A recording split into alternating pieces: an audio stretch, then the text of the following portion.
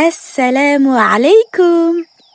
Aujourd'hui, nous allons observer et méditer sur une créature d'Allah qui se nomme le léopard.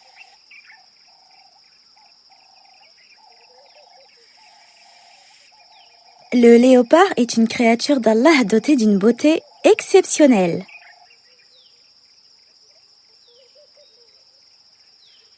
Tu peux retrouver ces sublimes créatures dans certains pays comme la Chine, l'Inde, la Russie, l'Afrique du Sud, le Sénégal, le Gabon ou la Namibie.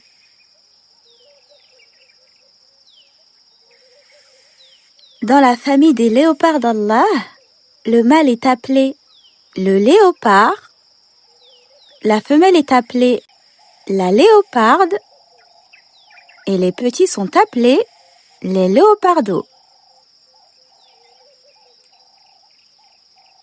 Les léopardos d'Allah sont des créatures très fragiles à la naissance et naissent aveugles, ce qui les rend entièrement dépendants de leur mère pour survivre et se déplacer dans leur environnement.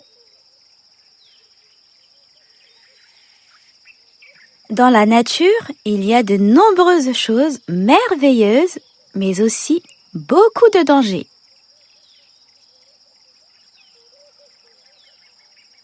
Pour faire face à ces dangers, la léopard d'Allah emmène toujours ses léopardos avec elle.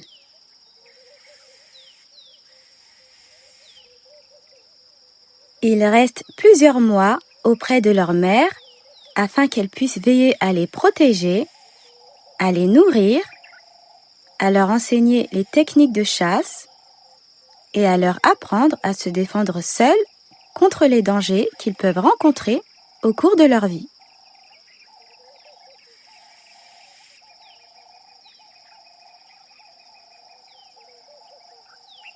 Afin de faciliter leur déplacement et les mettre en sécurité, Allah a enseigné à la léoparde comment porter ses léopardos sans qu'ils aient à marcher.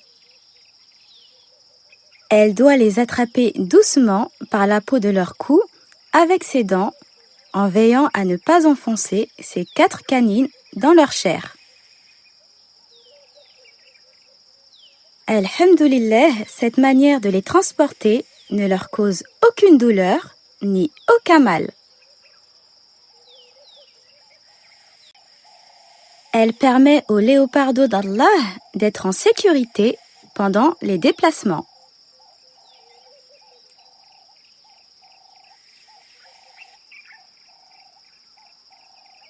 Les léopards d'Allah utilisent principalement des techniques de chasse solitaires. Cela signifie qu'ils chassent seuls et non en groupe. Dans la première technique qu'Allah leur a enseignée, le léopard d'Allah commence par repérer sa proie au loin. Une fois qu'il a repéré sa proie, il s'approche doucement et silencieusement en faisant bien attention à ne pas se faire repérer.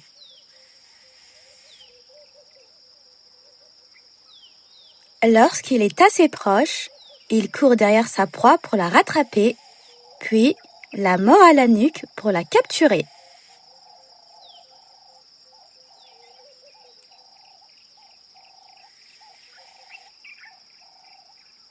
La deuxième technique qu'Allah a enseignée aux léopards consiste à chasser depuis le haut d'un arbre.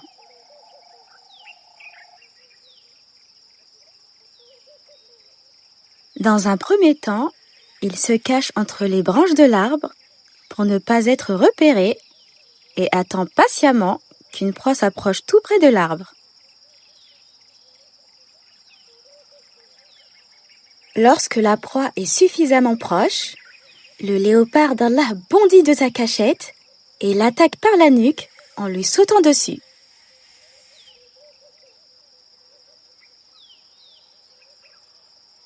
Une fois la chasse réussie, la léopard d'Allah partage toujours la nourriture avec ses léopardos afin qu'ils puissent eux aussi manger et grandir. Les léopardos d'Allah ne savent pas encore chasser. Ils passent donc leur temps à jouer ensemble et à explorer le bel environnement qu'Allah a créé en se promenant sur leur territoire. Grâce à la nourriture qu'Allah leur a mis à disposition, les léopards d'Allah peuvent se nourrir avec des gazelles, des babouins, des phacochères, des gnous, des crocodiles ou encore des zèbres.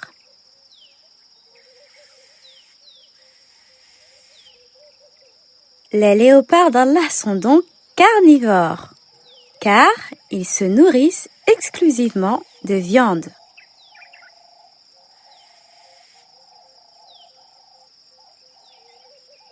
Les léopards d'Allah ont une espérance de vie pouvant aller jusqu'à 15 ans à l'état sauvage.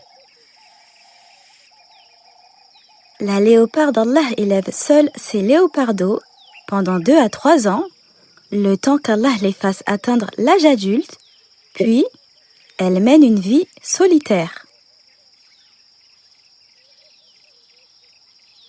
Quant au léopard d'Allah, il vit de manière solitaire et ne se préoccupe pas de ses petits.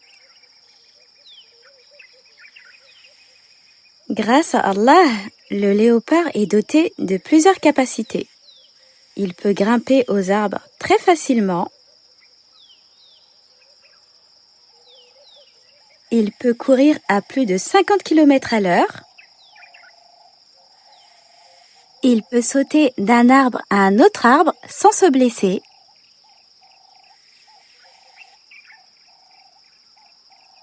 Il peut nager sous l'eau.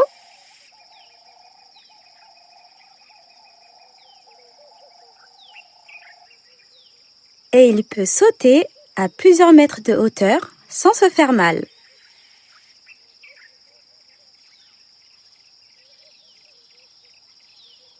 Si tu as l'occasion de rencontrer un léopard d'Allah, tu pourras peut-être l'entendre émettre ce qu'on appelle un rugissement.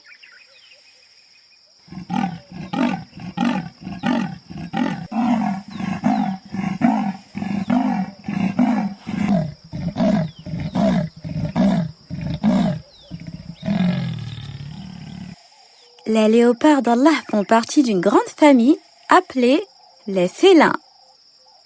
Parmi les membres de cette famille, tu peux retrouver d'autres créatures d'Allah.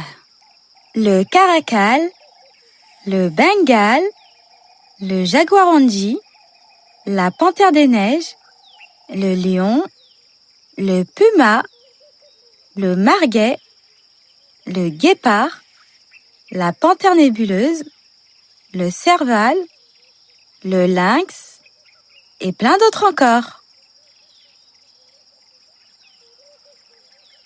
Observons et méditons maintenant de plus près sur la façon dont Allah a créé le léopard.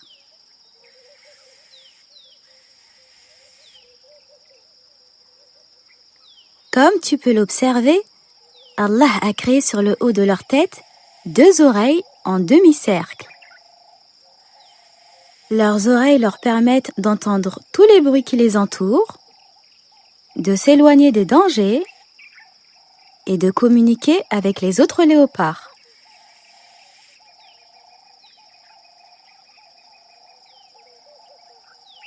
Sur le haut de leur visage, Allah leur a créé 2 magnifiques yeux de couleur vert émeraude, bleu ou jaune.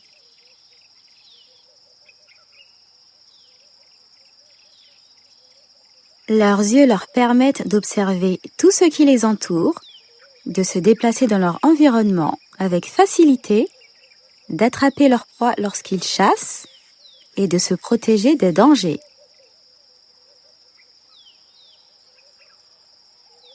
Au milieu de leur visage, Allah leur a créé un museau qui est la partie inférieure de la tête de certains animaux.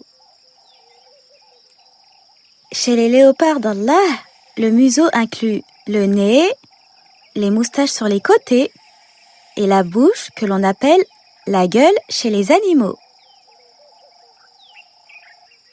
À l'intérieur de leur gueule, Allah leur a créé une grande langue et plusieurs dents qui leur permettent de se nourrir. Parmi ces dents, il y a les incisives qui sont les petites dents qu'Allah a placées à l'avant de la mâchoire qui ont pour rôle d'arracher et de déchirer de gros morceaux de viande. Sur chaque côté des incisives, Allah a créé 4 dents pointues que l'on appelle les canines. Ces canines très puissantes sont utilisées comme des armes pour capturer et tuer les animaux afin que les léopards d'Allah puissent se nourrir. Tout à l'arrière de la mâchoire, Allah a créé de grandes dents que l'on appelle les carnassières.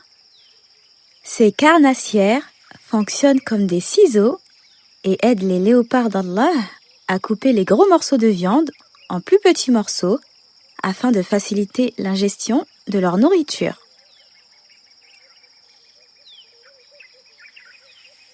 Allah a recouvert le corps des léopards avec un pelage jaune ou roux embelli par de nombreuses taches en forme de rosette noire avec une couleur marron à l'intérieur.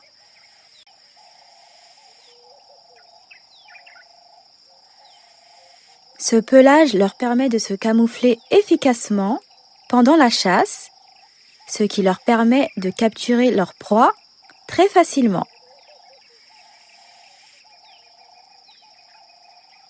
Allah a également doté les léopards de coussinets qui les protègent des blessures et des brûlures provoquées par la chaleur intense de la savane. Ils possèdent aussi des griffes solides qui leur permettent de s'agripper aux troncs d'arbres lorsqu'ils grimpent. À l'arrière de leur corps, Allah leur a créé une longue queue qui leur permet de garder l'équilibre lorsqu'ils courent. Le savais-tu? Allah a également créé des léopards de couleur noire. Leur couleur particulière est due à une substance qu'Allah a créée dans leur peau que l'on appelle la mélanine. La mélanine, c'est ce qui donne une couleur foncée à la peau et ce qui permet de la protéger contre les rayons du soleil.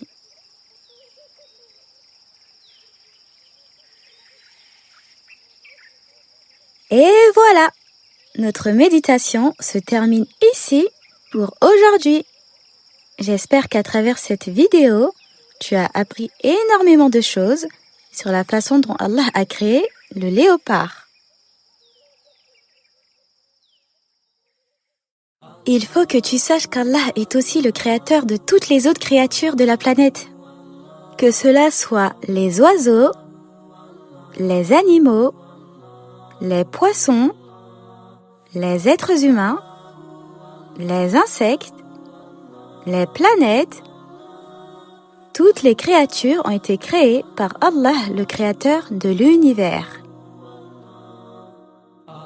Dans le Coran, Allah nous invite à maintes reprises à méditer sur sa création. C'est un acte d'adoration d'une grande importance dans l'islam.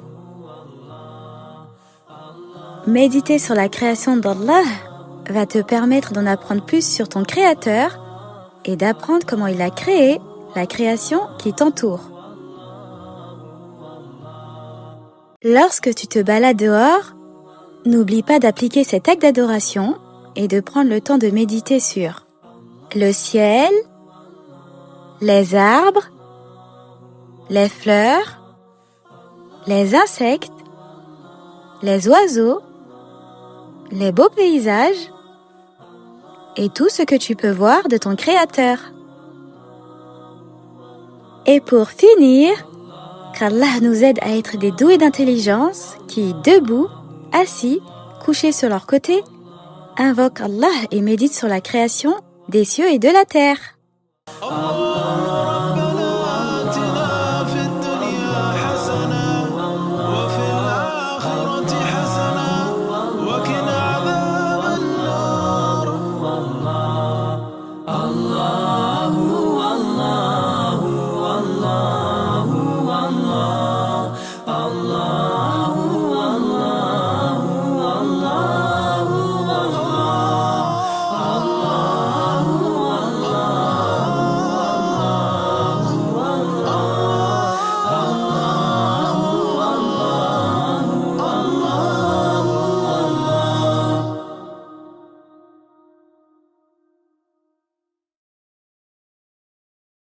Si tu veux continuer à méditer et en apprendre plus sur d'autres créatures d'Allah, je t'invite à visionner les autres vidéos disponibles sur le compte YouTube Méditation Création Allah.